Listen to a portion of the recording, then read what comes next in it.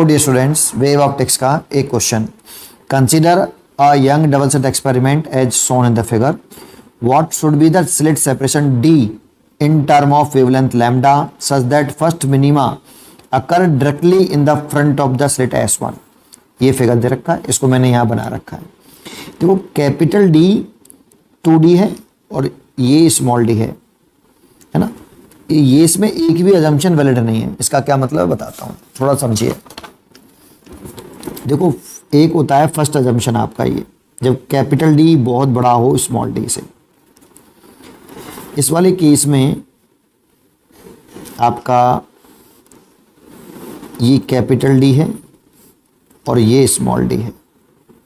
जैसे P point की अगर हम बात करें तो जब यहाँ से हम डायग्राम ऐसे बना देते हैं कि P पॉइंट पे मिल रहे हैं, लेकिन अगर कैपिटल D स्मॉल d से बहुत बड़ा होगा तो ये रेज, इसको ऐसे मिला देता हूँ सेंटर वाले को इस वाले, तो ये रेज पैरेलल होंगे बेटा ऐसे।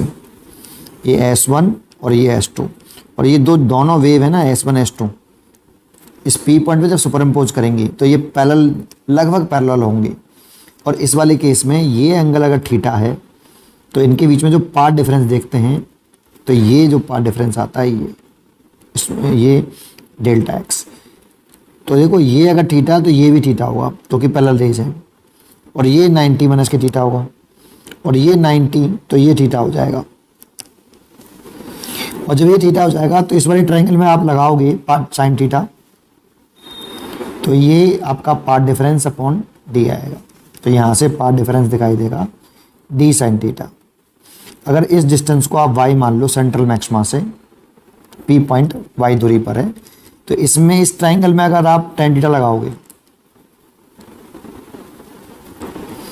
तो ये y अपॉन कैपिटल D दिखेगा। तो जानते हो आपका एक रिलेशन ये और एक रिलेशन ये फर्स्ट अजम्पशन में वैलिड होता है।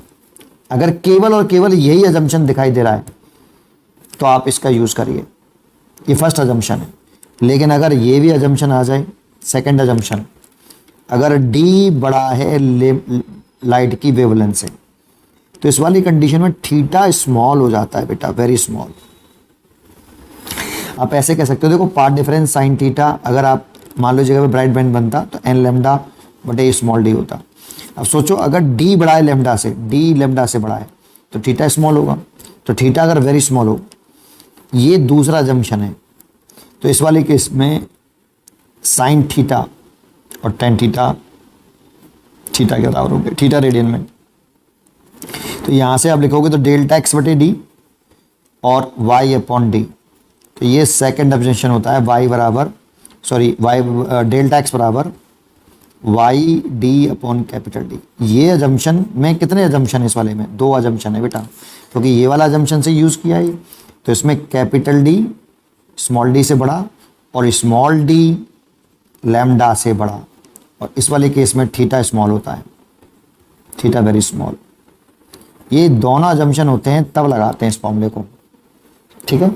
अच्छा, तीसरा कंडीशन क्या होती है? अगर हम ये एक भी अजम्पशन नहीं है, एक भी नहीं दोनों में, तीनों में से, तो फिर रियल करते हैं ज्योमेट्री से। फिर ज्योमेट्री से करना चाहिए हमें, इन अजम्पशनों का यूज़ नहीं करना चाहिए, ठीक है। नहीं, बस इतना ही ध्यान रखना है।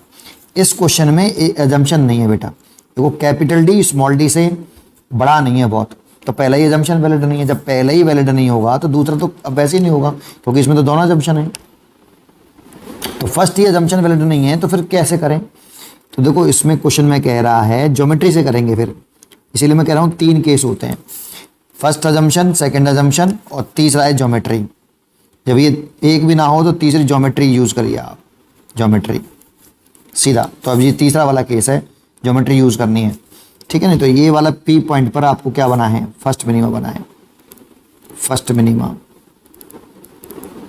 ठीक है। तो एक वेव यहाँ से निकाल दो और एक वेव यहाँ से निकाल दो ऐसे, और ये पैरेलल नहीं होंगी क्योंकि कैपिटल डी स्मॉल डी से ज़्यादा बड़ा नहीं है, मतलब 2D है और ये डबल ही है, ठीक है। अच्छा, तो फिर पाथ डिफरेंस निकाल लो इन दोनों वेव के बीच में कि पाथ डिफरेंस कितना है। S1P का पाथ हो गया S1 से P तक और S2P, तो S2P का पाथ बड़ा है S1 की P के पाथ से, तो S2P माइनस S1P। अब S2P का पाथ कैसे निकालें, ज्योमेट्री से निकाल लो। यहाँ से एक लाइन खींच लो, देखो ऐसे, यहाँ पे एक पॉइंट डाल लो। ये डिस्टेंस कितनी है सोच के बताओ, D, यहाँ से यहाँ तक D। तो इसमें पाइथागोरस थ्योरम लगा के आप S2P निकाल लो। तो पाइथागोरस थ्योरम लगा रहा हूँ और S2P निकाल रहा हूँ। तो रूढ़ी के अंदर परपेंडिकुलर हो गया D का स्क्वायर और बेस हो गया स्मॉल 2D, तो उसका स्क्वायर करेंगे तो 4D स्क्वायर। ये पाइथागोरस थ्योरम लगा के इस ट्राइंगल में मैंने S2P निकाल लिया। माइनस S1P तो दे रखा ही हमें क्योंकि 2D है, तो 2D। इसे सॉल्व करेंगे तो रूट के अंदर 5D स्क्वायर माइनस 2D, यहाँ से D रूट 5 माइनस के 2D, that means D common ले लो, रूट 5 माइनस के आपका 2। इतना पार्ट डिफरेंस आ गया। क्योंकि इस जगह पर फर्स्ट मिनिमा बनना है तो फर्स्ट मिनिमा के लिए पार्ट डिफरेंस होता है λ/2 होता है। ये हमें याद होना चाहिए। पार्ट डिफरेंस का जो फॉर्मूला होता है ये 2n-1 λ/2 होता है। और n की वैल्यू हम 1 से शुरुआत करते हैं, 1 2 3 4 and so on. First dark fringe के लिए हम फर्स्ट मिनिमा के लिए हम n/1 यूज़ करते हैं। n/1 यूज़ करिए तो ये आ जाएगा। बहुत से बच्चे +1 लेके चलते हैं, फिर n/0 से शुरू करते हैं हम, n/0 1 2 3 4। फर्स्ट मिनिमा के लिए n/0 पुट करते हैं, फिर भी λ/2 आएगा, ठीक है नहीं। तो λ/2 देखो ये फर्स्ट मिनिमा बनना है इस जगह पे, तो ये इस जगह पर ये ज्योमेट्रिकल पार्ट डिफरेंस हो गया दोनों वेव के बीच में, और ये आपका होना चाहिए इतना फर्स्ट मिनिमा बनने के लिए λ/2। दोनों को इक्वल कर दो तो ये λ/2 इस पार्ट डिफरेंस को इसके बराबर कर रहा हूँ, बराबर D ब्रैकेट में रूट 5 माइनस के 2। तो यहाँ से हमसे D पूछ रहा है, तो D is equal to λ/2 bracket में रूट 5 माइनस के 2। ये इसका आंसर होना चाहिए। That means A is correct choice. In a double slit experiment when a thin film of thickness T having refractive index mu is introduced in the front of one of the slits, the maximum at the center of the fringe pattern shift by 1 fringe width. The value of T is lambda is the wavelength of light used. थोड़ा सा patience रखना, थोड़ा सा detail में समझाऊंगा। Solution देखो, सबसे पहले हम ये डायग्राम बनाते हैं।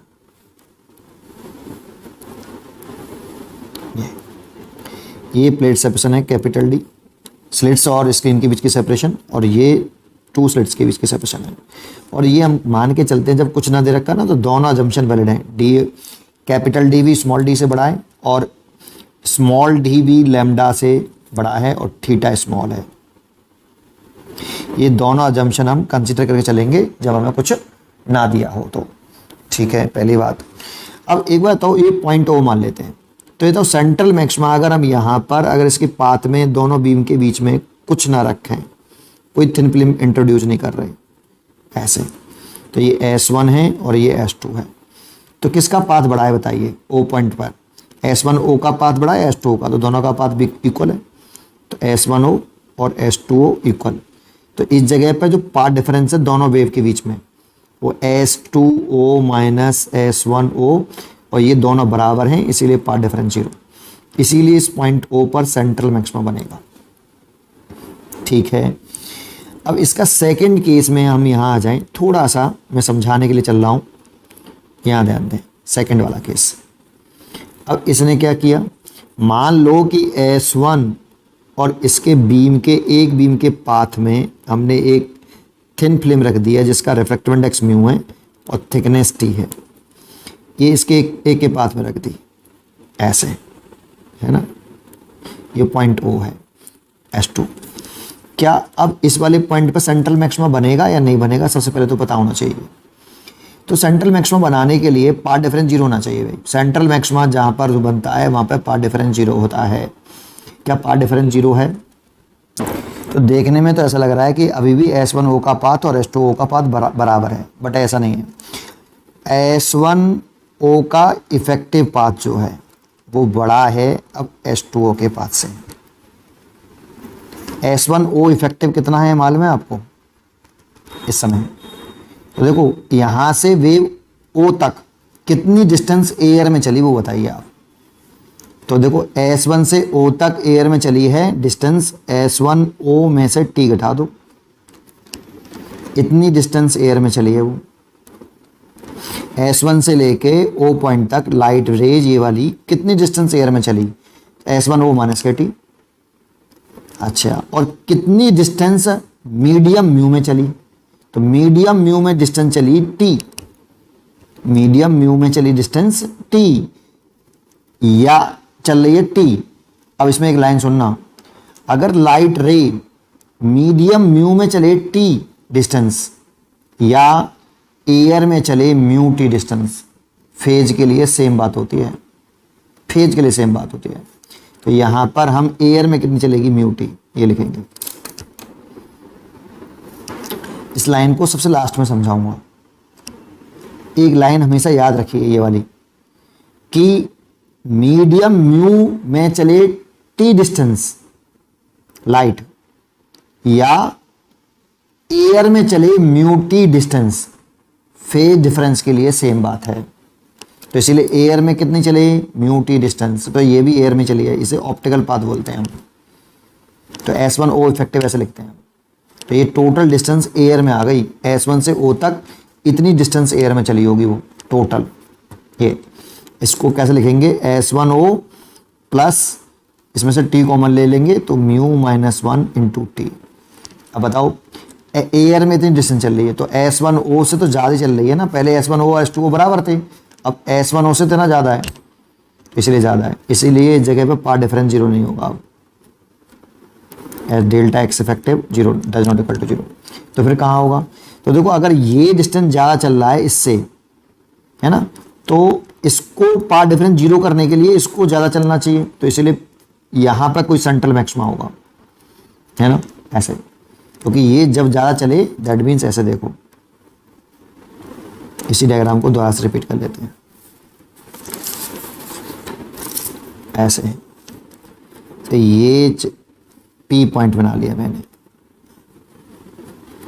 ये T डिस्टेंस हो गई S1P और ये हो गई S2P।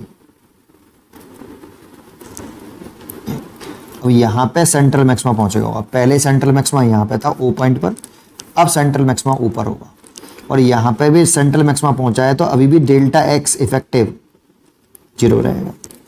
भाई सेंट्रल मैक्सिमा तभी बनेगा जब पाथ डिफरेंस जीरो हो, तो पाथ डिफरेंस जीरो होगा। अब क्या लिखेंगे यहाँ पे, S1P इफेक्टिव बराबर होना चाहिए S2P इफेक्टिव के, S2P के बराबर होना चाहिए S1P इफेक्टिव, तभी तो पाथ डिफरेंस जीरो होगा। अब S1P इफेक्टिव लिखें तो कितना लिखें, तो ऐसे लिखो जैसे भी लिखा है, S1 से P तक कितनी डिस्टेंस एयर में चली, तो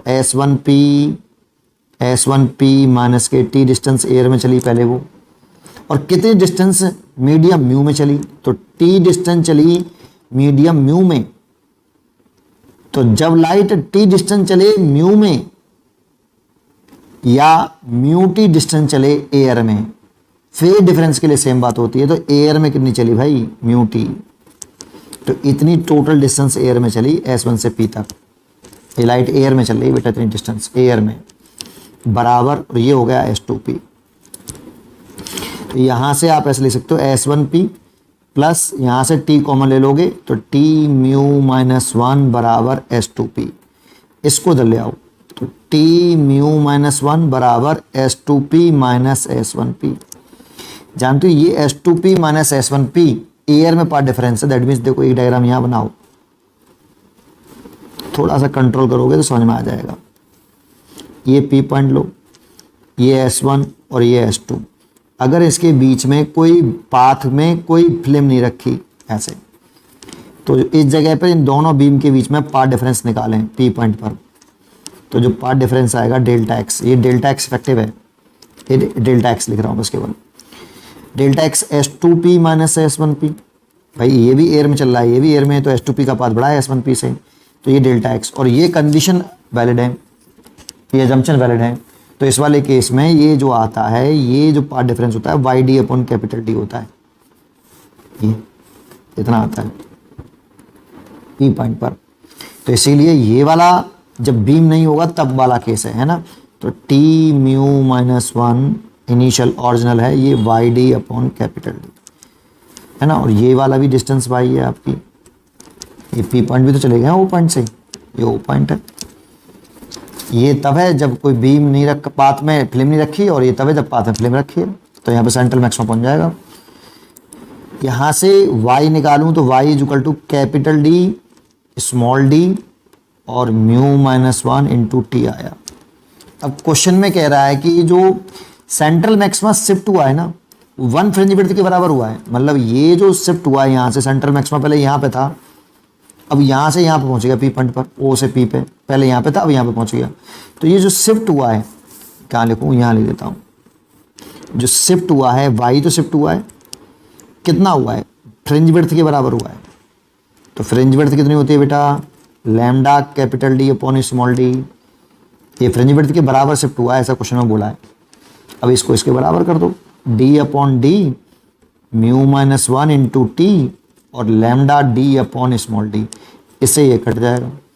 तो यहाँ से टी निकालोगे आप तो आपको दिखेगा लैम्डा अपॉन म्यू माइनस 1। अब बच्चे कहेंगे सर इतना समय कहाँ है। एक्चुअल में आपको केवल एक ही स्टेप लिखना था, ये तो समझाने के लिए बताया मैंने आपको, तो केवल ये स्टेप और ये स्टेप लिखना था, ये तो स्टेप लिखना ही नहीं था। ओनली ये तो समझाने के लिए बताया मैंने, ओनली 2 स्टेप्स लिखने थे। ये बहुत जल्दी हो जाता है अगर आप थोड़ा सा कंट्रोल कर लोगे, फिर देखो आप कितनी जल्दी कर पाओगे। इसका आंसर हो गया D choice is correct. Young double slit experiment, the slits are placed 0.320 millimeter apart.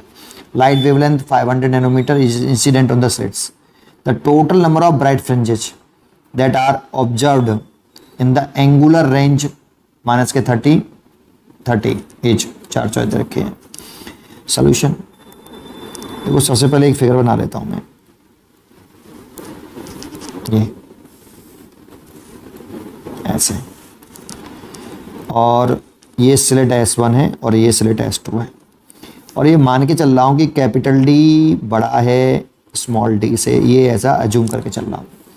तो इस वाले केस में जैसे इस जगह पर मान लो कि ये 30 डिग्री दे रखा है हमें क्वेश्चन में। अभी यहाँ पे सेंटर मैक्सिमम बनता है, इधर तरफ ये 30 डिग्री, इसमें कितने नंबर ऑफ फ्रिंजेस बन रही हैं, ब्राइट फ्रिंज बन रही है, वो हमसे पूछा है। इतने रीजन में, इतने में नहीं, इधर भी 30 डिग्री बना रहा है, वो बात करेंगे थोड़ी देर में। ये S1 है और ये S2 है, और ये बात बड़ी मान के चल रहे हैं D। जानते हो जब ये बड़ी मान के चलते हैं तो ये सारी रेज जो है पैरेलल होती हैं ऐसे। तो S1P ये P पॉइंट पे मीट करेगा, इस वाले पॉइंट पे मीट करेगा, और ये S2P। किताबों में जो डायग्राम जो बनाए थे वो ऐसे बनाए थे बेटा, है ना, किताबों में ऐसे बनाए थे कि यहाँ से ये P पॉइंट है, यहाँ पे इसको मिला देते हैं, इसको भी यहाँ पे मिला देते हैं, और इस डेड डेस्क करके ये मिला देते हैं ऐसे, ये P पॉइंट। लेकिन एक्चुअल में हमारे दिमाग में होना चाहिए कि कैपिटल डी अगर बहुत बड़ा है स्मॉल डी से, तो ये तीनों रेस पैरेलल हैं, ये दिमाग में होना चाहिए सबसे पहले। और ये एंगल भी 30 डिग्री है। तो यहाँ से अगर पार्ट डिफरेंस देखें ना, तो ये पार्ट डिफरेंस आएगा, ये वाला इतना। तो ये पार्ट डिफरेंस ही निकालना है मेरे को। ये पार्ट डिफरेंस कितना है P पॉइंट पर, P पॉइंट पर कितना पार्ट डिफरेंस है। तो देखो ये एंगल अगर 30 है, अगर इसे थीटा मान लूँ, अगर ये थीटा है तो ये 90 माइनस के थीटा होगा, और ये 90 है तो ये थीटा हो जाएगा, और ये स्मॉल डी मानना हूँ। तो इस ट्राइंगल में अगर मैं साइन थीटा लगाऊं तो परपेंडिकुलर बटे hypotenuse, that means delta x by D. तो delta x is equal to आ जाएगा डी साइन थीटा। और यहाँ से पार्ट डिफरेंस निकाल लूँ, स्मॉल डी रखा है मेरे को कितना, ये रहा पॉइंट। पार्ट डिफरेंस क्यों निकाल रहा हूँ समझ में आएगा। 0.32 है और मिलीमीटर में है, तो 10 की पावर माइनस के 3 मीटर कर लिया। और साइन 30 ये, और 0.32 और साइन 30, एंगल तो छोटा है नहीं, तो दूसरा अजम्पशन वैलिड नहीं है इसमें, ठीक है, ये ध्यान रखना। सेकंड अजम्पशन वैलिड नहीं है, थीटा स्मॉल हो जाओ, वो वैलिड नहीं है।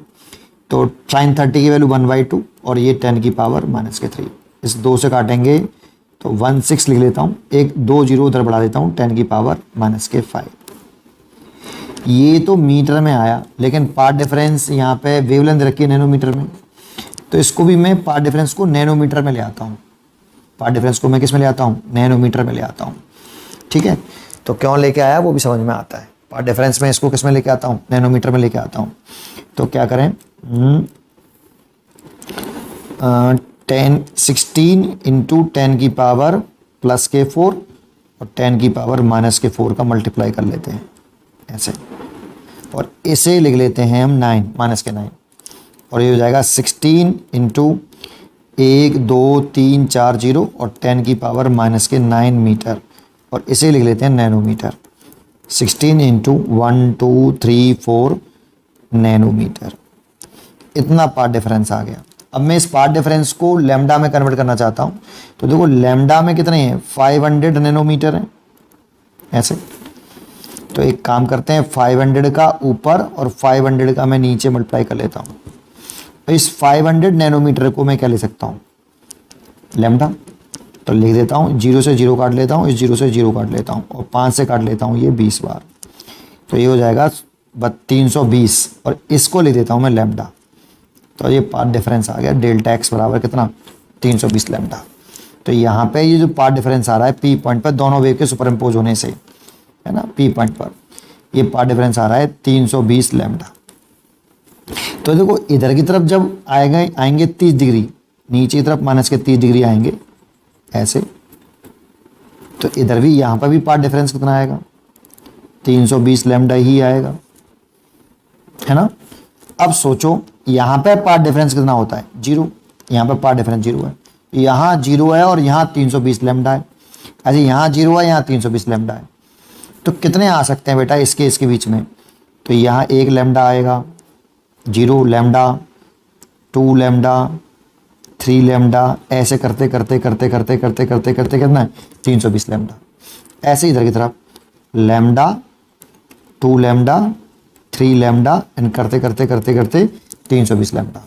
क्योंकि जानते हो पार्ट डिफरेंस अगर कितना होता है, n लैम्डा, और n की वैल्यू कंस्ट्रक्टिव इंटरफेरेंस में मैक्सिमा जब ब्राइट फ्रिंज बनते हैं, ये मैक्सिमा के लिए होता है, ब्राइट फ्रिंज के लिए पार्ट डिफरेंस इतना, और n की वैल्यू 0 से शुरू करते हैं, 1 0 1 2 3 4 5 6 7 ऐसे। तो पार्ट डिफरेंस लिखते हैं हम 0 lambda, 2 lambda, 3 lambda, 4 lambda, and so on आपके n लैम्डा, ऐसे होता है बेटा। तो इनमें से कभी पार्ट डिफरेंस आता है ना, तो कंस्ट्रक्टिव इंटरफेरेंस बनता है, और डिस्ट्रक्टिव के लिए lambda by 2, 3 lambda by 2, minima के लिए 3 lambda by 2, 3 lambda by 2, 5 lambda by 2, ऐसे होता है। तो सोचो यहाँ पे पार्ट डिफरेंस 0 है, सेंट्रल मैक्सिमा पर पार्ट डिफरेंस 0 होता है, और यहाँ पे 320 लैम्डा है। तो यहाँ से यहाँ तक कितने आ गए, ये 320 लैम्डा, तो यही हो गए लैम्डा। एक ब्राइट फ्रिंज बनी, ये दूसरी ब्राइट फ्रिंज, ये तीसरी ब्राइट फ्रिंज, तो ये 320 भी ब्राइट फ्रिंज, ऐसे 320 इधर बनेंगे और 320 इधर बनेंगे, और एक सेंट्रल मैक्सिमम बनेगा। तो total number of bright fringe, total number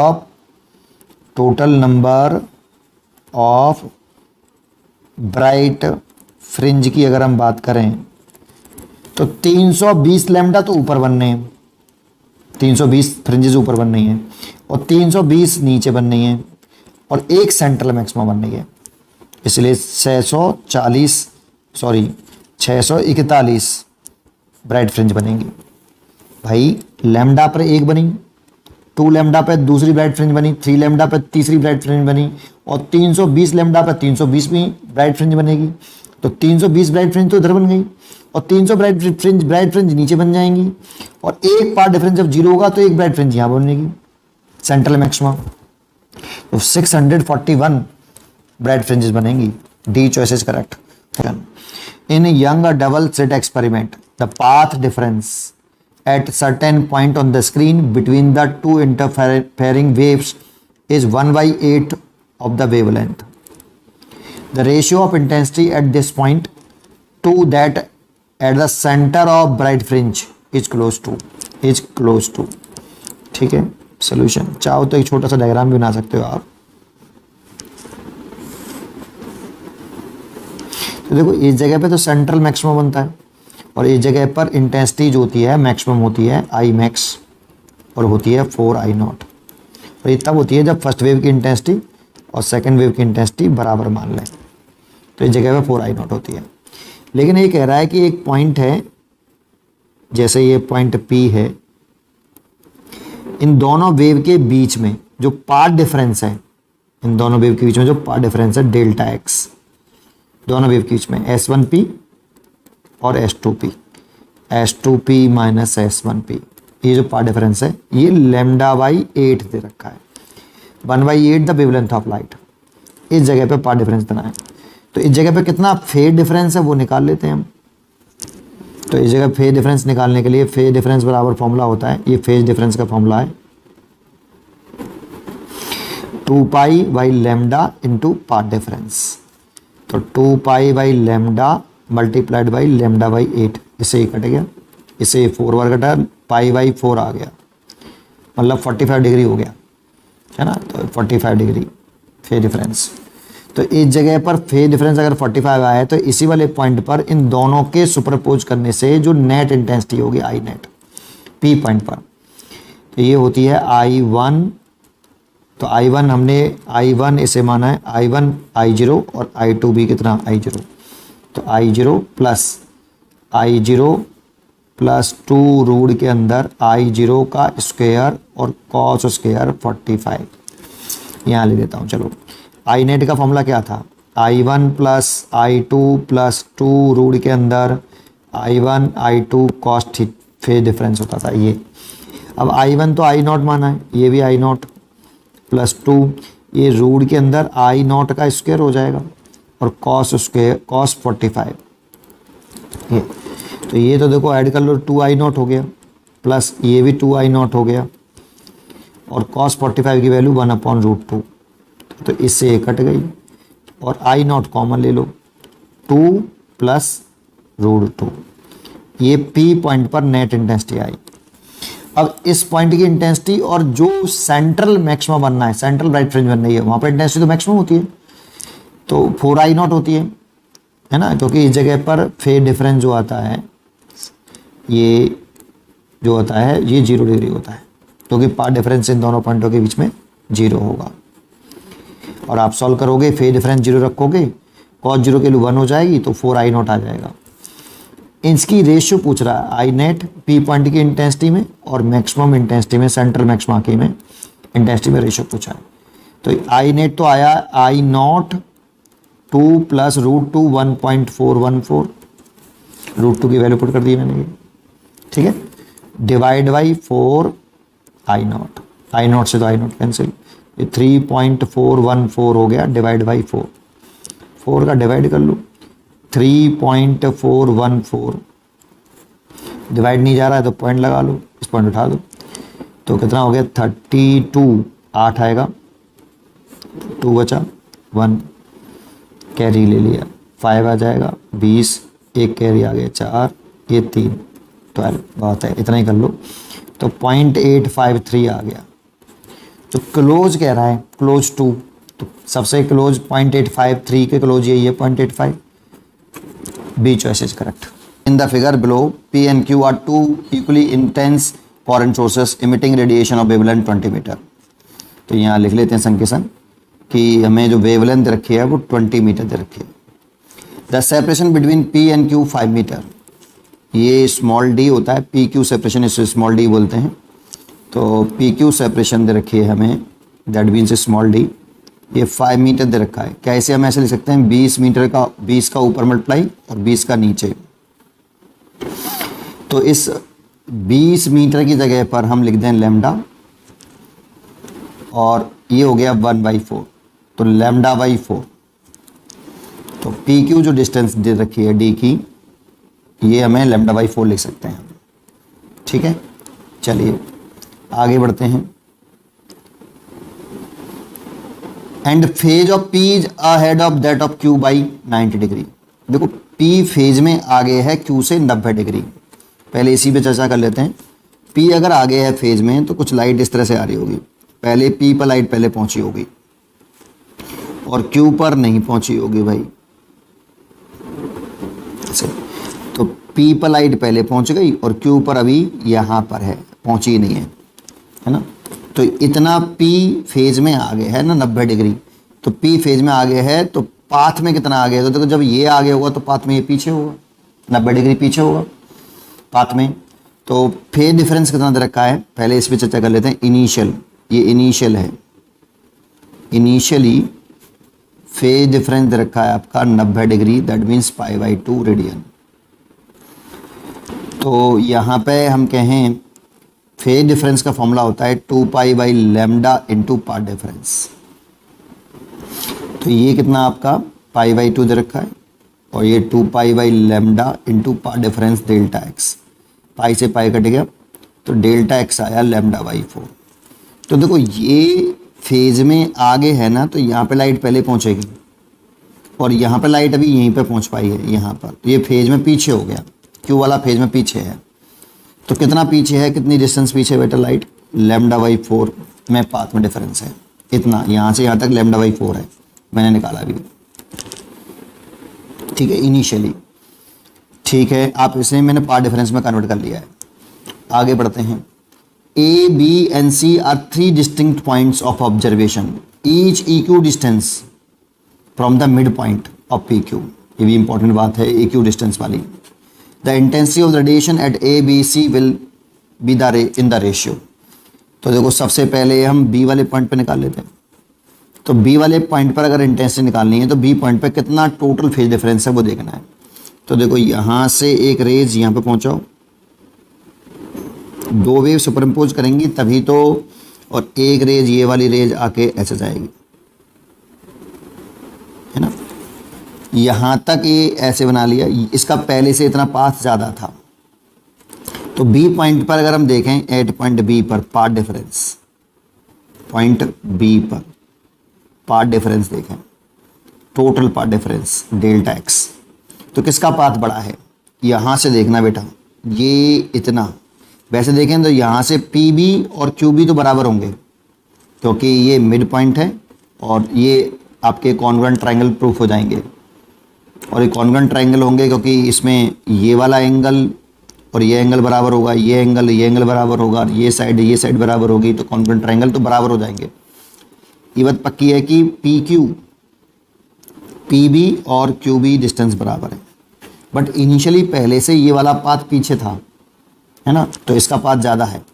तो कितना पाथ ज़्यादा है B वाले का, λ/4 प्लस QB, ये इतना चला है, यहाँ से ये इतना चला और ये केवल PB तक चला, तो माइनस PB, और PB और QB बराबर है तो ये कट गए, तो इतना पाथ डिफरेंस इसमें है λ/4 का। और इस पाथ डिफरेंस को हम फेज डिफरेंस में कन्वर्ट कर सकते हैं। तो phase difference at point B निकालना है, ये B पॉइंट पे निकाला है मैंने, है ना। तो लिखें तो 2π/λ इंटू पाथ डिफरेंस, तो जो है λ/4 है, तो लैम्डा से लैम्डा कट गया, ए से कटा 90, तो π/2 हो गया। तो इस जगह पे इंटेंसिटी निकाल लें। तो देखो अगर हम फर्स्ट वेव की इंटेंसिटी I0 और सेकेंड वेव की इंटेंसिटी भी, इंटरफेरेंस बीम की इंटेंसिटी I0 मान लें, सेम मान लें, तो इस जगह पे जो इंटेंसिटी होती है B पॉइंट पर, I जो होगी B पॉइंट पर, I इक्वल होती है 4I0 cos square phase difference by 2। अब फेज डिफरेंस B पॉइंट का π/2 है और पहले से 2 नीचे है तो π/4 हो जाएगा। तो 4I0 cos स्क्वायर π/4, π/4 मतलब 45 की वैल्यू 1/√2 cos 45 डिग्री की वैल्यू 1/√2 और उसका स्क्वायर हो रहा है तो 1/2, दैट मीन्स 2I0। तो B पॉइंट पर इंटेंसिटी 2I0 आएगी। ठीक है, एक पॉइंट तो ये हो गया भाई। ऐसे ही अगर हम C पॉइंट पर आ जाए, चलो पहले C पॉइंट की बात कर लेते हैं। तो एट पॉइंट C की बात कर लेते हैं, किसी की भी बात कर लो, उससे कोई फर्क नहीं पड़ता, एट पॉइंट C। तो देखो C पॉइंट का अगर हम पाथ देखें, टोटल पाथ डिफरेंस ये C पॉइंट का, तो यहाँ से एक वेव चलेगी ऐसे और एक ये चलेगी ऐसे। तो ये वाली वेव ज़्यादा चल रही है, इसके द्वारा चला गया जो पाथ है वो ये है, यहाँ चलेंगे बेटा ये ऐसे, और इसके द्वारा चला गया पाथ ये है। तो पाथ में डिफरेंस निकाल लें तो कितना, λ/4 प्लस QC में से माइनस करना है आपका कितना, PC। इसका पाथ है λ/4 प्लस QC, पहली वाली वेव का, इस वाली पाथ का वेव का, और इसका पाथ है PC। तो इसमें से घटा दो, अब इस QC को क्या लिख सकते हो आप, λ/4 प्लस QC को लिख सकते हो आप QP और PC माइनस PC। देखो QC जो डिस्टेंस है ऐसे लिख सकते हो QP प्लस PC, और PC से PC कट जाएगा, और QP आपका जो है ये वाली जो डिस्टेंस है वो 5 मीटर थी, 5 मीटर में मैंने कन्वर्ट कर लिया देखो 5 मीटर को λ/4, तो λ/4 प्लस λ/4 दैट मीन्स λ/2। और इसीलिए यहाँ पे C पॉइंट पे जो फेज डिफरेंस आएगा, पार्ट डिफरेंस इतना आया, तो फेज डिफरेंस देखें C पॉइंट पर तो λ/2 इससे कट गया, 2 से 2 कट गया, पाई का आया बेटा। C पॉइंट पे फेज डिफरेंस पाई का है। इसीलिए C पॉइंट की नेट इंटेंसिटी देखें तो 4I0 cos square phase difference at point C divide by 2, ये फेज डिफरेंस है, तो 4I0 cos स्क्वायर π/2, 90 डिग्री हो गया। 90 और cos 90 की वैल्यू कितनी होती है भाई, cos 90 की वैल्यू होती है 0, तो चलिए 0 हो गया। आई नेट जो आया C पॉइंट पर वो 0 आया बेटा, ठीक है। ये C पॉइंट की कहानी हो गई। अगर ऐसे ही हम एट पॉइंट A की कहानी देखें, A पॉइंट की कहानी देखें, तो A पॉइंट की देखें तो एक तो रे चलेगी ऐसे P से A तक, और एक A चलेगी ऐसे। तो पार्ट डिफरेंस देखें, पहली वेव चलाई मैंने, इसको चला लो या इसको चला लो, ये ऐसे गई PA, एक तो हो गई PA माइनस, ये ऐसे जाएगी यहाँ तक, तो कितना λ/4 प्लस QA। क्या मैं इस PA डिस्टेंस को दो भागों में तोड़ सकता हूँ, कैसे, एक तो PQ प्लस QA। देखो PA डिस्टेंस को, एक वेव तो ऐसे चली और एक वेव ऐसे चली, दोनों यहाँ पर सुपरइम्पोज करें, है ना, दोनों के पाथ में डिफरेंस देखना है, पाथ कितना चला है। एक यहाँ से वेव निकली होगी, उसने पाथ डिस्टेंस कवर करी इतनी, और इसने डिस्टेंस कवर करी इतनी, तो दोनों में डिफरेंस देखना है, पाथ में डिफरेंस। तो Q, इसे मैं PA को लिख सकता हूँ PQ प्लस QA, और माइनस λ/4, और माइनस हो जाएगा इसके QA से तो QA कट गया, और PQ भी λ/4 था। PQ कितना था, λ/4, देखो पहले से PQ जो था हमारा, कहाँ PQ λ/4 है, मैंने कन्वर्ट कर रखा है, माइनस λ/4, ये तो कट गया 0। इसीलिए A पॉइंट पर जो फेज डिफरेंस आया 2π/λ इंटू पार्ट डिफरेंस, तो ये पार्ट डिफरेंस 0 है तो फेज डिफरेंस 0 आ गया A पॉइंट पर। जब फेज डिफरेंस 0 आ गया तो A पॉइंट पर नेट इंटेंसिटी देखें, आई नेट एट पॉइंट A, तो 4I0 cos square 5A point divide by 2, तो 4I0 और cos स्क्वायर 5A के लिए 0 रखेंगे, 0 डिवाइड बाई 2 0 रहेगा, और cos 0 की वैल्यू होती है 1, तो 4I0 आएगा। ये आई नेट आ गया A पॉइंट पर। अब हमसे रेशियो पूछा है तो यही कर देता हूँ, आई नेट A का रेशियो, आई नेट B का रेशियो, आई नेट C का इंटेंसिटी रेशियो पूछा है। ये तो आया है 4I0, ये आया है 2I0, और ये आया है 0। देखो A नेट आया है 4I0, और C आया है 0, और B आया था आपका 2I0, तो दोनों ऐसे लिख दिया। तो I0 का डिवाइड कर देंगे तो 4:2:0, 4:2:0। अच्छा ये आया है, तो इसको ऐसे भी लिख सकते हैं, 2 का डिवाइड और कर दो, 2:1:0, या तो ये लिखो या ये लिखो, ठीक है। तो कौन सा चेक कर रहा हूँ, C चॉइस इज करेक्ट, 2:1:0, यही आ रहा है। यहाँ ये वाला भी हो सकता है, लेकिन यहाँ पे 1 है, 2 आना चाहिए था, तो इसलिए C choice is correct. The figure shows a young double slit experiment setup. It observed that when a thin transparent sheet of thickness T and refractive index mu is put in the front of one of the slits, the central maximum gets shifted by a distance equal to n fringe width. If the wavelength of the light used lambda T will be.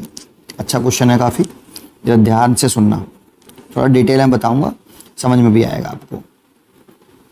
देखो शुरुआत में आप ये समझ के चलो कि ये आपकी स्लिट्स हैं ऐसे, और ये कैपिटल डी है, और ये S1 है, और ये S2 है, ये स्मॉल डी है। यहाँ पर जब कुछ दिया ना हो तो ये सारे अजम्पशन वैलिड होते हैं कि कैपिटल डी बहुत बड़ा है as compare to small D, and small D is greater than lambda और थीटा इज़ वेरी स्मॉल। जब कुछ ना बताया जाए तो ये कंडीशंस, और ना दिखाई दे, ना बताया जाए ना कुछ दिखाई दे, तो ये कंडीशन हमेशा वैलिड मान के चलते हैं, पहली बात। अब बताओ इस वाले पॉइंट पर क्या बनेगा। अगर हम सीट नहीं रख रहे अभी, तो इस वाले पॉइंट पर अगर हम कोई सीट ना रखें तो इस वाले पॉइंट पर सेंट्रल मैक्सिमम बनता है पॉइंट ओ पर, सेंट्रल मैक्सिमम। क्यों? क्योंकि S1 से O तक का पाथ, इस वाले वेव के द्वारा किए गए पाथ और इस वाले वेव का पाथ बराबर है, तो इस जगह पे पाथ डिफरेंस 0 आता है।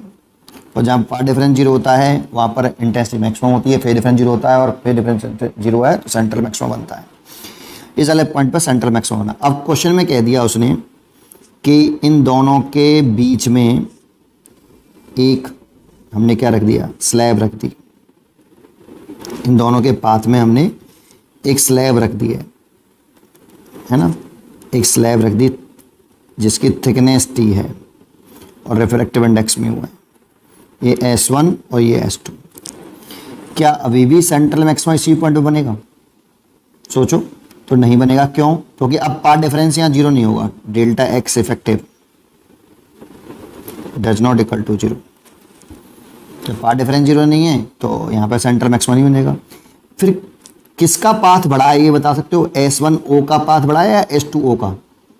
भाई यहाँ पे तो बराबर थे, यहाँ पे किसका पाथ बड़ा है? तो जानते हो, देखने में तो ऐसा लग रहा है S1O का पाथ और S2O का पाथ अभी भी बराबर है, ऐसा लग रहा है।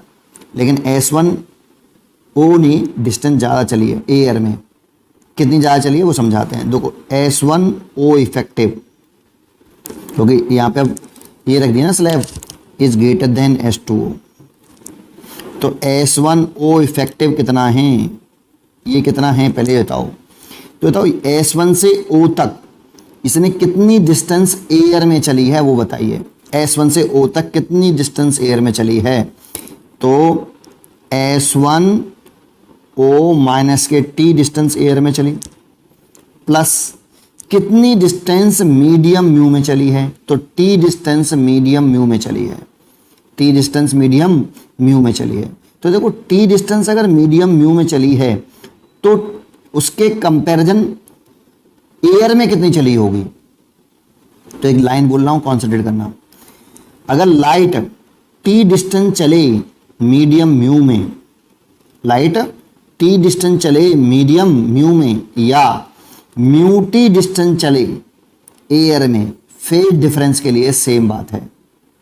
फेज डिफरेंस के लिए सेम बात है। तो एयर में अगर T डिस्टेंस चल रही है मीडियम म्यू में, या एयर में चले म्यू T डिस्टेंस, एयर में चले mu T distance, phase difference के लिए सेम बात है। तो ये म्यू T डिस्टेंस किस में चलेगी? एयर में। इसको बोलते हैं हम ऑप्टिकल पाथ।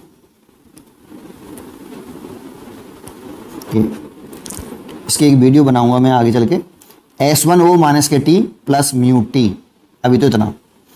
ये अब देखो, ये भी एयर में चली है और ये भी एयर में चली है। ये टोटल एयर में चली है बेटा। S1 से O तक लाइट S1O माइनस के T डिस्टेंस एयर में चली, ये चली, और T डिस्टेंस चली मीडियम म्यू में।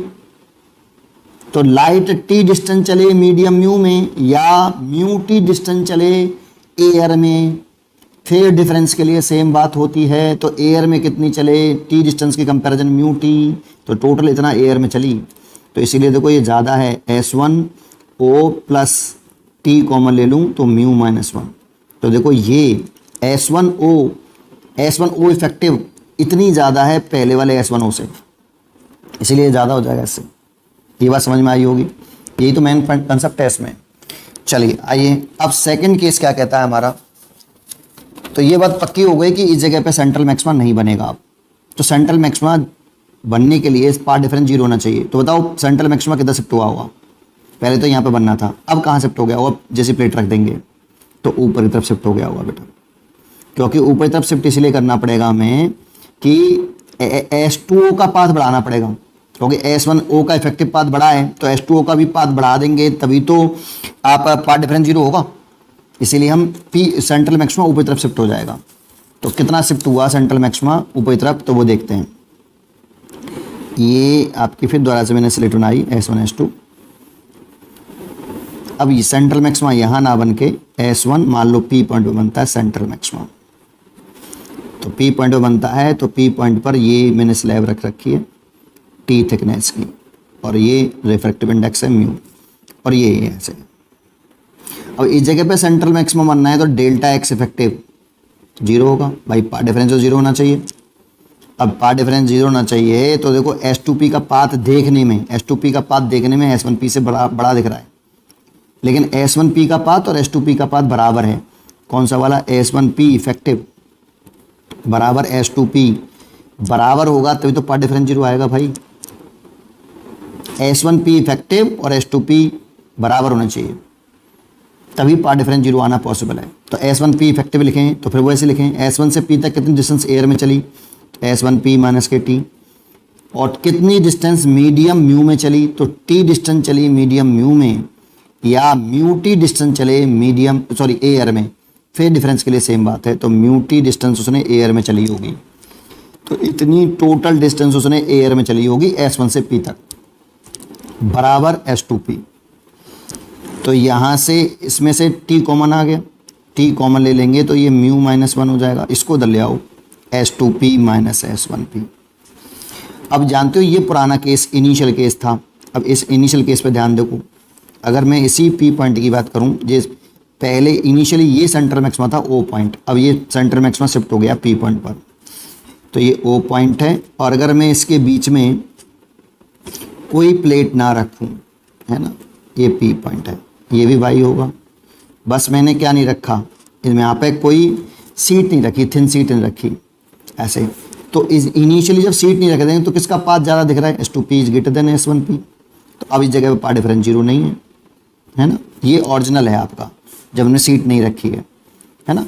तो अब यहाँ पे ही सेंट्रल मैक्सिमा था, इसमें अब सेंट्रल मैक्सिमा यहाँ पे पहुँच गया सीट रखने से। तो S2P बड़ा है तो कितना पाथ डिफरेंस है? Delta x S2P minus S1P।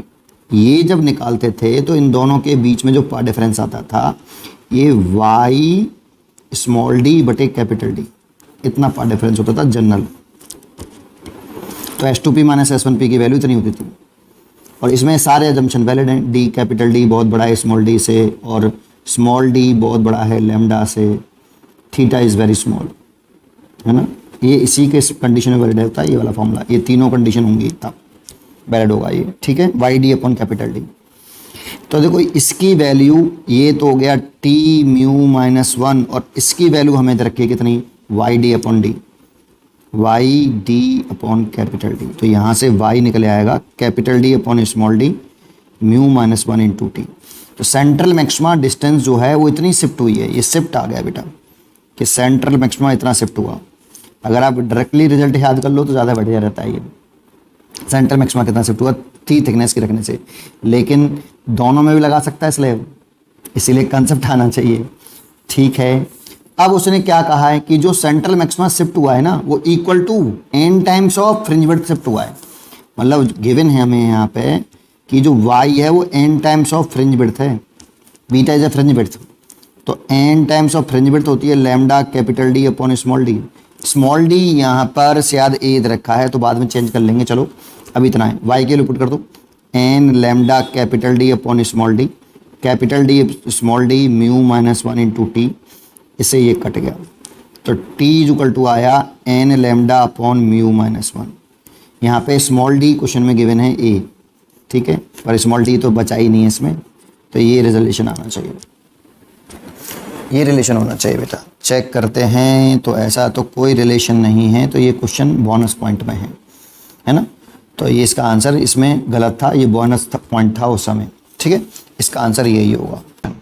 In a Young double slit experiment light of 500 nanometre is used to produce an interference pattern when the distance between the slits is 0.05 millimetre, the angular width in degree of the fringes formed on this distance screen is close to, ठीक है। Solution देखो, ये आपका diagram बना लेते हैं थोड़ा सा। ये कैपिटल D है और ये स्मॉल d, ये स्लिट्स के बीच की सेपरेशन और ये स्लिट और स्क्रीन के बीच की सेपरेशन, इसे स्क्रीन बोलते हैं। तो इस जगह पे तो सेंट्रल मैक्सिमा बनता है बी नॉट, सेंट्रल मैक्सिमा, और मान लो इस जगह पे बना फर्स्ट ब्राइट फ्रिंज। तो जानते हो लीनियर फ्रिंज विड्थ किसे कहते हैं? The distance between two conjugative bright या टू कॉन्जुगेटिव डार्क बैंड के बीच के सेपरेशन को फ्रिंज विड्थ बोलते हैं। तो ये लीनियर फ्रिंज विड्थ हो गई बेटा, बीटा। दो लगातार ब्राइट बैंड के बीच के सेपरेशन को हम फ्रिंज विड्थ बोलते हैं, this is a linear fringe width. और ये दो लगातार ब्राइट बैंड के बीच की एंगुलर सेपरेशन को हम एंगुलर फ्रिंज विड्थ बोलते हैं, this is a angular fringe width, theta. अब देखो ये थीटा है, तो यहाँ पे अगर मैं टेन थीटा निकालूं तो परपेंडिकुलर हो गया बीटा और बेस हो गया कैपिटल डी, कैपिटल डी। लेकिन कंडीशन ये है कि यहाँ पर कैपिटल डी को हम अजम्पशन ये मान के चलते हैं, फर्स्ट अजम्पशन ये होता है एक कि कैपिटल डी स्मॉल डी से बहुत बड़ा है, और दूसरा स्मॉल डी लैम्डा से बड़ा है, और इस वाले केस में थीटा वेरी स्मॉल होते हैं। ये दोनों अजम्पशन यहाँ पर वैलिड है। थीटा बहुत छोटा है, थीटा बहुत छोटा हुआ तो थीटा रेडियन में होता है बेटा, क्योंकि tan theta equal to theta, लेकिन थीटा किस में होना चाहिए? रेडियन में, ये ध्यान रखने वाली बात। तो theta is equal to beta upon capital D, theta radian में होना चाहिए। तो बीटा अपॉन कैपिटल डी, और बीटा जो फ्रिंज विड्थ होती है लीनियर फ्रिंज विड्थ, ये lambda D upon small D होती है। तो यहाँ अगर रख देंगे lambda capital D upon small D into capital D से कैपिटल डी कट गया, तो लैम्डा अपॉन स्मॉल डी।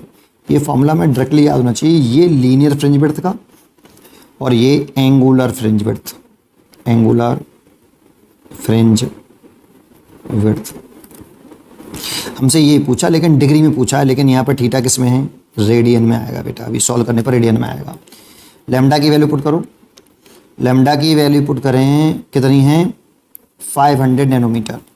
तो 500 इंटू 10 की पावर माइनस के 9, स्मॉल डी 0.05 मिलीमीटर में है, तो उसे चेंज कर लेते हैं, ये भी मीटर में चेंज करिए, 10 की पावर माइनस के 3। इसको उठाएंगे तो यहाँ 2 जीरो हो जाएंगी, और 5 से कट गया ये 100 बार, तो 10 की पावर 4 तो ये हो गया, देखो ये और ये 10 की पावर 4, और 9 ये, और ये ऊपर जाएगा तो प्लस के 3, तो 4 और 3 7, तो 10 की पावर माइनस के 2 रेडियन आया, या 1/100 रेडियन कह सकते हो, इतना आया। लेकिन पूछा हमसे डिग्री में है, तो पाई 180 डिग्री में पाई रेडियन होते हैं, तो एक रेडियन में जो आएगा, 1 रेडियन में आएगा, वो 180 बटे पाई डिग्री होगा।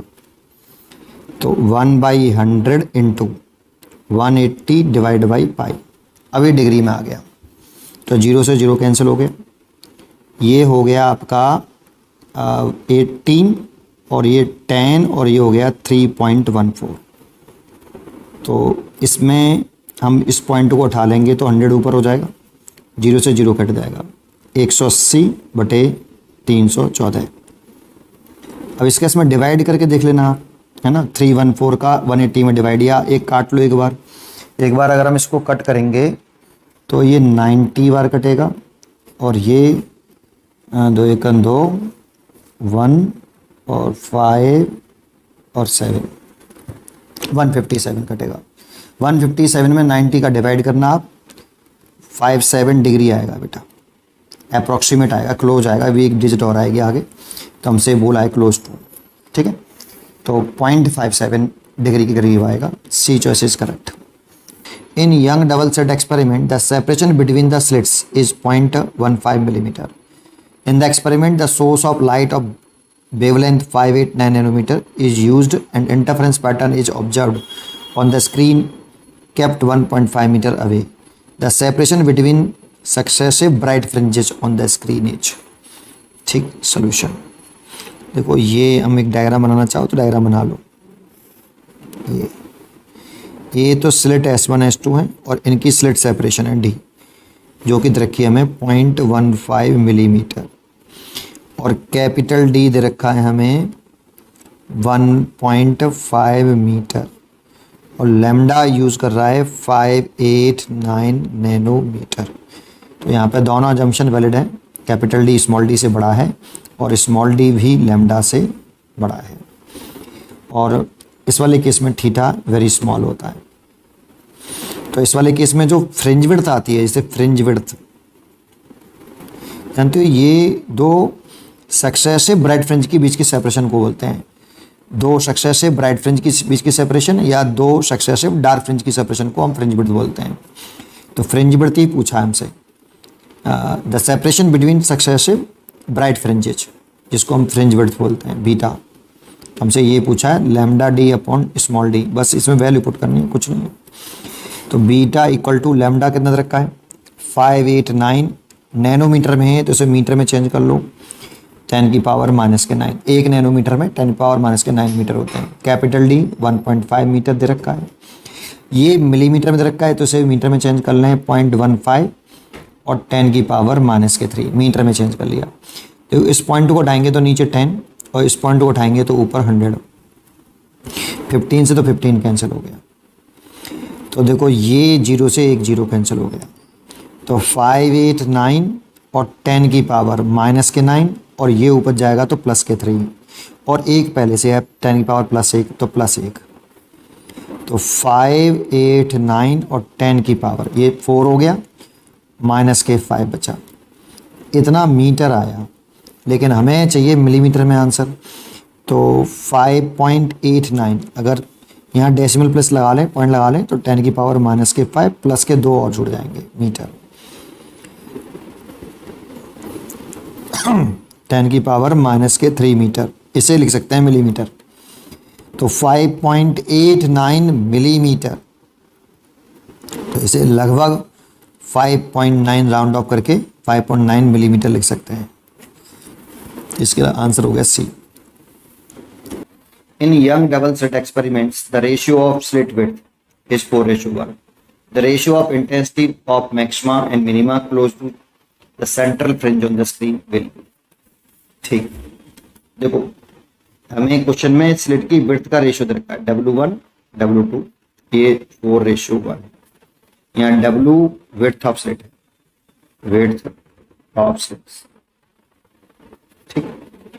अच्छा, जैसे स्क्रीन बनाते हैं, ये स्क्रीन बना लेते हैं, ऐसे बना लेते हैं, रेक्टेंगल स्लिट दे रखी है, जब कुछ नहीं बोले तो रेक्टेंगल स्लिट ही मानते हैं ऐसे। ये बीच की सेपरेशन स्मॉल डी होती है। इसकी जो विड्थ दे रखी है W1 और इसकी विड्थ रखी है W2। इससे जो लाइट निकलेगी उसकी इंटेंसिटी I1 और इससे जो लाइट निकलेगी उसकी इंटेंसिटी I2। ये फर्स्ट वेव की इंटेंसिटी, ये सेकंड वेव की इंटेंसिटी। इसे सोर्स S1 और इन सोर्स S2 ऐसे मानते हैं। तो जानते हो जब कुछ भी मेंशन ना हो तो इंटेंसिटी का विड्थ ऑफ स्लिट के साथ डायरेक्ट रिलेशन मानते हैं। कभी कभी क्वेश्चन में मेंशन होता है कि amplitude directly proportional to width of the slits. जब मेंशन होगा तब वो करेंगे, और मेंशन कुछ नहीं होगा, कुछ भी जानकारी नहीं है, तो हमेशा यही करिए कि इंटेंसिटी का ऐसे रिलेशन है विड्थ के साथ, और इंटेंसिटी का एम्पलीट्यूड के साथ तो ऐसा रिलेशन होता है स्क्वायर के साथ। तो intensity proportional to W proportional to amplitude का स्क्वायर। जब कुछ भी मेंशन ना हो, कुछ भी ना दे रखा हो, तो ये करिए हमेशा, और क्वेश्चन में जो गिवन हो तो उसके अकॉर्डिंग करिए, ठीक है। तो अब इसमें इससे रिलेशन निकाल लो, I1 upon I2 equal to, इससे डायरेक्ट रिलेशन वाले से W1 अपॉन W2। ये 4:1 दे रखा है, तो I1 आ गई 4I2।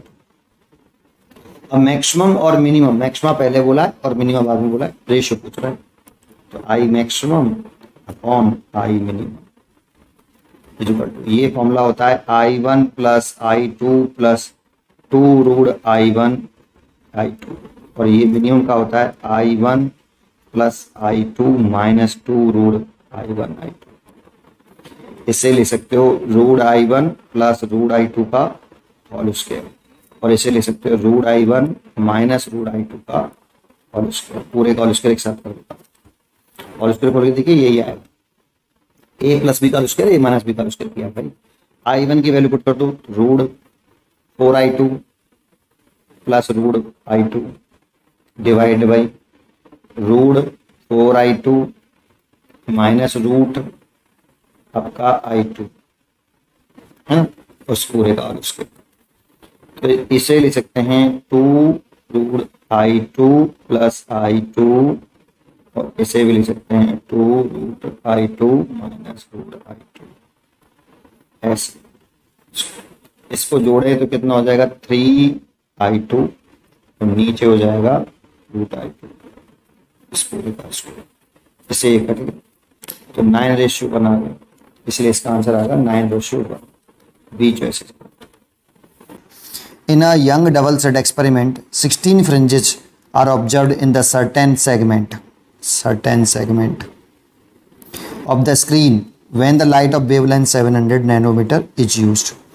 If the wavelength of light change to 400 nanometer, the number of fringe observed same segment of the screen. ये लाइन इंपॉर्टेंट है सबसे, ये और ये समझते हैं। सोल्यूशन, ये मान लो एक स्लिट स्क्रीन है ऐसे, ये स्लिट S1, ये स्लिट S2, और ये आपकी स्क्रीन है। मान लो इतनी स्क्रीन में, इतनी लेंथ में, इतनी वाली लेंथ में, बोला ना certain segment of the screen, तो मान लो L लेंथ की इस सेगमेंट में नंबर ऑफ फ्रिंजेस बन रही हैं, कितनी नंबर ऑफ फ्रिंजेस हैं, लेट कर लो n। तो बताओ L की वैल्यू किसके बराबर होनी चाहिए, n बीटा के बराबर। क्यों, एक फ्रिंज की विड्थ कितनी होती है, बीटा, फ्रिंज विड्थ, तो ये बीटा क्या होती है, fringe width of one fringe. तो एक फ्रिंज की विड्थ है बीटा, तो n फ्रिंज की विड्थ होगी n बीटा, तो विड्थ n बीटा होगी, तो वो L लेंथ में तो n फ्रिंज बनना ही है, तो n into beta equal to L। बस यही कॉन्सेप्ट है इसमें।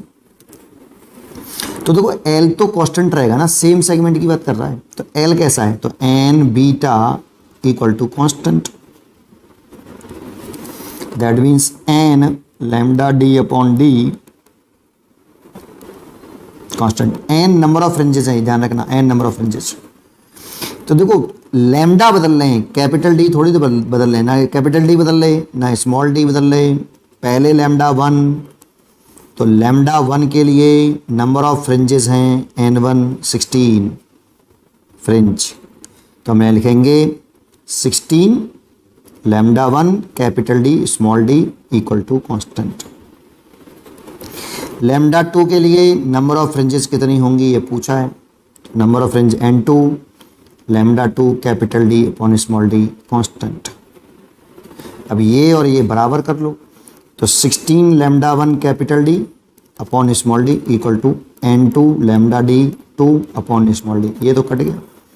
16 ये इधर रखा है 700 10 की पावर माइनस के 9, और n2 ये इधर रखा है 400 10 की पावर माइनस के 9, ये से कैंसिल और 2 0 से 2 0 कैंसिल, 4 से कट गया 4 बार, तो n2 आ गया 28 फ्रिंजेस। इतनी फ्रिंजेस सेम सेगमेंट में बन जाएंगी, इसी सेगमेंट में बन जाएंगी। अगर आप क्योंकि बीटा आप वेवलेंथ घटा दोगे ना, पहले तो 16 बनी थी, अब 28 बन रही, क्यों, तो वेवलेंथ घटा दोगे तो फ्रिंज विड्थ घट जाएगी ना बेटा, तो फ्रिंज विड्थ घट जाएगी तो उसी सेगमेंट में ज़्यादा फ्रिंजेस बन जाएंगी, इसलिए 28 आंसर होगा। A young double slit experiment is performed using monochromatic light of wavelength lambda. The intensity of light at a point on the screen where the path difference is lambda is k unit. The intensity of light at a point where the path difference lambda by 6 is given by nk by 12, where n is an integer, the value of n is। ठीक है, एक छोटा सा diagram भी बना सकते हो आप इसमें ऐसे। मान लो ये स्क्रीन है और ये स्लिट्स S1 S2 है। मान लो एक पॉइंट है आपका ये रहा P पॉइंट, और यहाँ पर ये दोनों वेव ऐसे सुपरइम्पोज कर रही हैं, और इन P पॉइंट पर पाथ डिफरेंस इन दोनों वेव के बीच में एट पॉइंट P, यहाँ पे जो नेट इंटेंसिटी है P पॉइंट पर वो हमें K यूनिट दे रखी है।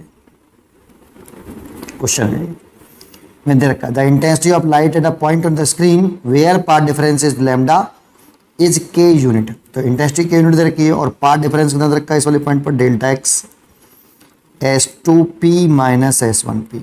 देखो इस वेव का पाथ ज़्यादा है इस वाली वेव से, तो इन दोनों वेव के बीच में पाथ डिफरेंस है S2P माइनस S1P। ये हमें लेमडा दे रखा है, तो लेमडा दे रखा है तो हम फेज डिफरेंस निकाल लें।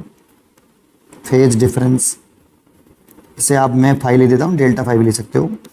2 by lambda into path difference, ये फॉर्मूला होता है, हमें याद होना चाहिए।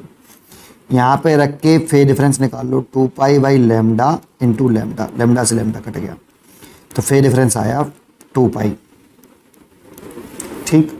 अब देखो इस वाली बीम और इस बीम की इंटेंसिटी के बारे में कुछ नहीं बोला, तो हम ये मान लेते हैं कि ये फर्स्ट वेव है, इसकी इंटेंसिटी I0 और ये सेकंड वेव की इंटेंसिटी I2 भी I0 लेट कर लिया मैंने।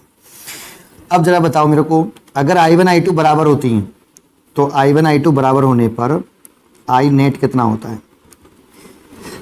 अगर फर्स्ट वेव की बीम की इंटेंसिटी और सेकंड वेव की इंटेंसिटी बराबर हों तब I नेट लिखते हैं 4I0 cos स्क्वायर 5/2। अगर इक्वल नहीं होते तो I net is equal to I1 plus I2 plus 2 root I1 I2 cos phi लिखते हैं। ठीक है, तो ये I नेट हमें किधर रखा है, ये 4I0 cos स्क्वायर 2 पाई रखेंगे तो 2 पाई डिवाइड बाई 2, 2 से 2 कट जाएगा तो पाई आएगा, और cos 180 की वैल्यू थी -1, उसका स्क्वायर करेंगे तो +1, तो k इज इक्वल टू आ गया 4I0। ये तो फर्स्ट केस हो गया। अब सेकंड केस में कह रहा है the intensity of the light at a point where the path difference lambda by 6। तो यहाँ पे अगर इन दोनों बीच में पाथ डिफरेंस इतना है तो यहाँ पे कोई पॉइंट है Q, ये दूसरी वेव, इस जगह पे अगर ये दोनों वेव सुपरइम्पोज करती हैं ऐसे, तो S1Q एट पॉइंट Q, इस वाले पॉइंट पर intensity I net Q point पर जो इंटेंसिटी दे रखी है वो NK/12 दे रखी है, और Q पॉइंट पर आपका जो पाथ डिफरेंस दे रखा है delta x, that means S2Q minus S1Q। S1Q और S2Q जो दो वेव हैं इंटरफेरिंग बीम, इनके बिटवीन पाथ डिफरेंस दे रखा है हमें कितना, लेमडा बाई 6। तो फिर यहाँ पे भी फेज डिफरेंस निकाल लो, 2 pi by lambda into path difference, ये लेमडा बाई 6 रख दें तो 2 pi by lambda into lambda by 6, ये लेमडा से लेमडा, दैट मीन्स π/3 आया। सेम इसमें भी इंटेंसिटी निकाल लें, I नेट ये Q पॉइंट पे निकाली थी, ये P पॉइंट पे निकाली थी, equal to 4I0 cos square 5/2। तो देखो यहाँ पे ये 5/2 होता है तो π/3 है, तो 5/2 करेंगे तो कितना हो जाएगा, π/6 हो जाएगा। ये 4I0 की जगह पे हम लिख सकते हैं K, क्योंकि यहाँ से निकाला है हमने 4I0 is equal to K, और cos π/6 मतलब cos 30 डिग्री, cos 30 डिग्री की वैल्यू होती है √3/2, उसका स्क्वायर करेंगे तो 3/4 हो जाएगा, और I नेट Q दे रखा है हमें कितना, NK/12, NK/12, तो K से तो K कैंसिल, 4 से ये 3 बार कट गया और इसका से मल्टीप्लाई, तो N की वैल्यू 9 आई। तो इसीलिए N इंटीजर टाइप है तो N भर देंगे, यहाँ पे इंटीजर टाइप क्वेश्चन है, इंटीजर वैल्यू भरनी होती है इसमें, तो 9। Two light waves having a same wavelength lambda in vacuum are in phase initially.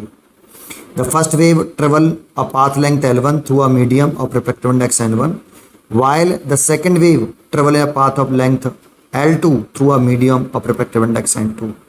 After this, the phase difference between the two wave is, ठीक है, मैंने फिगर बना रखा है, एक वेव ये है और ये वैक्यूम में ट्रेवल कर रही है यहाँ पे, और इसमें इसकी वेवलेंथ लैम्डा है, ये पहली वेव है। ऐसे ये दूसरी वेव है, ये पहली वेव, ये दूसरी वेव, और ये भी वैक्यूम में चल रही है। इनिशियली यहाँ तक दोनों का फेज सेम है, इस वाली वेव का इस यहाँ तक इन दोनों का फेज सेम है। इससे आगे की बात कर रहे हैं, है ना, तो ज़रा समझो, जब ये वेव यहाँ से यहाँ पहुँचेगी यहाँ, तब हम फेज डिफरेंस लिखें तो कितना लिखते हैं फॉर्मूला, 2 पाई बटे लैम्डा, किस में चल रही है बेटा, N1 मीडियम में चल रही है, तो लैम्डा लाइट की वेवलेंथ N1 मीडियम में, कितनी डिस्टेंस चली इसमें, L1, तो यहाँ पे L1 लिखते हैं। ये L1 डिस्टेंस चली रिफ्रैक्टिव इंडेक्स लाइट रे, N1 डिस्टेंस चली रिफ्रैक्टिव इंडेक्स N1 मीडियम में, या इसको देखो ऐसे लिख सकते हैं 2 पाई अपॉन लैम्डा एयर और N1 इंटू आपका L1। ये कैसे लिखा जरा समझो। देखो refractive index of medium divided by refractive index of air, इसको लिखना चाहें तो रिफ्रैक्टिव इंडेक्स का स्पीड के साथ relation n inversely proportional to v, तो ऐसे लिख सकते हैं va अपॉन v मीडियम, और v बराबर होता है f लैम्डा, फ्रिक्वेंसी चेंज नहीं होती मीडियम चेंज होने से, तो v और लैम्डा में रिलेशन डायरेक्टली है, तो लिख सकते हैं lambda a upon lambda medium. तो यहाँ पर अगर हम इस वाली वेवलेंथ को निकालें लैम्डा 1 मीडियम में, यहाँ पे तो एयर है, एयर का रिफ्रैक्टिव इंडेक्स तो कितना हो गया 1 इक्वल टू लैम्डा एयर, ये लैम्डा एयर हो गया और ये लैम्डा n1 हो गया। तो यहाँ से लैम्डा n1 लिखें तो कितना आएगा, इसको इधर इसको इधर, तो लैम्डा a अपॉन कितना रिफ्रैक्टिव इंडेक्स n1, ये तो n1 है ऐसे, तो ये लिख सकते हैं हम। तो इस लैम्डा n1 की जगह पे मैं लिखा लैम्डा a अपॉन n1 और n1 ऊपर ले आया, है ना, तो ये रिजल्ट आया। तो एक बात बताइए,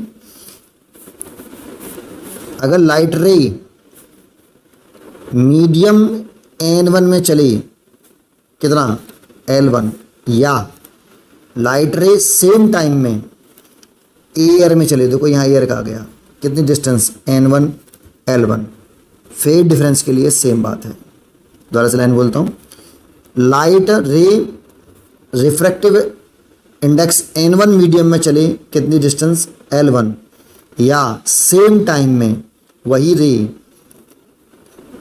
एयर में चले कितना distance n1 L1, phase difference के लिए सेम बात है। इसका मतलब है कि अगर ये लाइट रे एयर में चलेगी यहाँ से इस वाले पॉइंट से, तो कितना चलेगी एयर में n1 L1 चलेगी। तो अब ये एयर में डिस्टेंस निकाल ली सेम टाइम में, यहाँ पे पहुँचेगी। ऐसे ये वाली रे को सोचेंगे सेम टू सेम, तो ये एयर में कितनी चलेगी बताओ, ये यहाँ तक पहुँची, लेकिन एयर में कितनी चली, L2 मीडियम में चली, N2 मीडियम में चली, L2 डिस्टेंस, N2 मीडियम में चली L2 डिस्टेंस, तो एयर में कितनी चलेगी सेम टाइम में, एयर में कितनी डिस्टेंस चलेगी, तो कितनी चलेगी बेटा N2 L2, ये एयर में चली है, ये भी एयर में चली है ना, सेम टाइम में, तो फेज डिफरेंस के लिए सेम बात रहेगी इतना। अब एयर में ये वाली वेव चल रही है यहाँ से यहाँ तक इतनी डिस्टेंस, और एयर में ये चल रही है इतनी, तो इन दोनों वेव के इंटरफ्रेंस होने से, है ना, इंटरफ्रेंस होता है, और इन दोनों वेव के बीच में हमें पाथ डिफरेंस पूछ रहा है, इस वाली वेव और इस वाली वेव की। ये पहली वेव है, यहाँ तक तो इसका फेज सेम था और इसका भी फेज सेम था, तो पाथ भी सेम था, सब कुछ सेम था। यहाँ पे पाथ में डिफरेंस आ गया, तो कितना पाथ डिफरेंस आया है। अब ये बताने की ये वाला बड़ा है या ये वाला बड़ा है, तो मॉडुलस लगा सकते हो, n1 L1 minus n2 L2 ऐसे। भाई इसका पाथ हो गया ये यहाँ से यहाँ तक एयर में, और ये वाला पाथ हो गया एयर में इस वाली वेव का, और यहाँ तक ये सेम फेज में थे, इनिशियली फेज सेम था, मतलब पाथ भी सब सेम था। इसके बाद पाथ में चेंज आया इतना, तो इसलिए फेज में कितना डिफरेंस आया 2 पाई बाई लैम्डा, और ये एयर में, ये भी एयर में, तो हम एयर में लिख रहे हैं वेवलेंथ। क्वेश्चन में एयर में वेवलेंथ दे रखी है लैम्डा, ये दे रखी है वैक्यूम में, और पाथ डिफरेंस ये होता है, तो 2 पाई बाई लैम्डा, और ये लिखते हैं हम n1 L1 minus n2 L2। ये मॉडुलस इसलिए लगाया है कि जो बड़ा हो उसमें से घटा लो, ये फॉर्म, ये आंसर आना चाहिए, इतना फेज डिफरेंस आना चाहिए। तो 2 pi by lambda n2 L1, ये तो गलत है, ये भी नहीं है, ये भी नहीं है, ये वाला है n1 L1 n2 L2, ये सही है, सी चॉइस इज करेक्ट। पढ़ते रहिए और खुश रहिए।